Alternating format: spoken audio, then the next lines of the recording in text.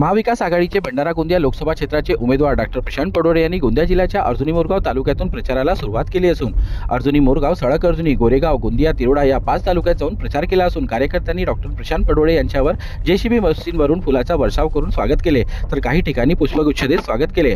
18व्या लोकसभेकरिता पूर्व विदर्भात पहिल्या टप्प्यात 19 एप्रिलला निवडणुका होत असून भंडारा गोंदिया लोकसभा क्षेत्रातून महाविकास आघाडीने काँग्रेस पक्षाचे डॉक्टर प्रशांत पडोळे यांना उमेदवारी दिली असून काँग्रेस प्रदेशाध्यक्ष नाना पटोले यांच्या नेतृत्वात ही निवडणूक होत असून तब्बल 25 वर्षांनंतर या मतदारसंघात ईव्हीएम मशीनवर पहिल्यांदा पंजा निवडणूक चिन्ह पाहायला मिळत असल्याने मतदारांमध्ये देखील मतदानाचा उत्साह पाहायला मिळत आहे। तर डॉक्टर प्रशांत पडोळे हे गोंदिया जिल्ह्यात प्रचार करत असताना त्यांनी मनरेगाच्या कामावर जाऊन मतदारांची भेट घेतली तर काही गावात आठवडी बाजार असल्याने त्या ठिकाणी जात मतदारांशी संपर्क साधत काँग्रेस पक्षाच्या पंजा निवडणूक चिन्हावर मतदान करण्याची विनंती केली। तर जसजसं मतदानाची तारीख जवळ येत आहे तसतसं निवडणुकीचं वातावरण देखील गावागावात तापू लागलं असल्याचे चित्र पाहायला मिळत असून या निवडणुकीत नक्कीच बदल पाहायला मिळेल। बदल हवा तर चेहरा नवा असा विश्वास महाविकास आघाडीचे उमेदवार डॉक्टर प्रशांत पडोळे यांनी व्यक्त केला आहे। आणि तुमच्या सर्वांसमोर आशीर्वाद मागण्यासाठी इथं आलेलो आहे।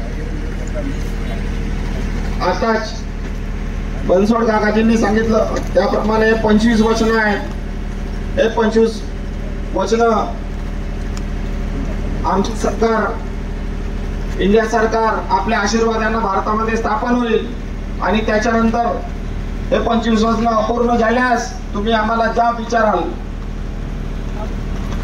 मी तुम्हाला वचन देतो, मी तरुणांच्या बेरोजगारीच्या प्रश्नांचा आवाज बनेन, शेतकऱ्यांच्या हक्कासाठी लढेन, तसेच भंडारा आणि गोंदिया जिल्ह्याच्या विकासात्मक मुद्दे खंबीरपणे मी संसदेत मांडेन हे आपल्या सर्वांना वचन देतो।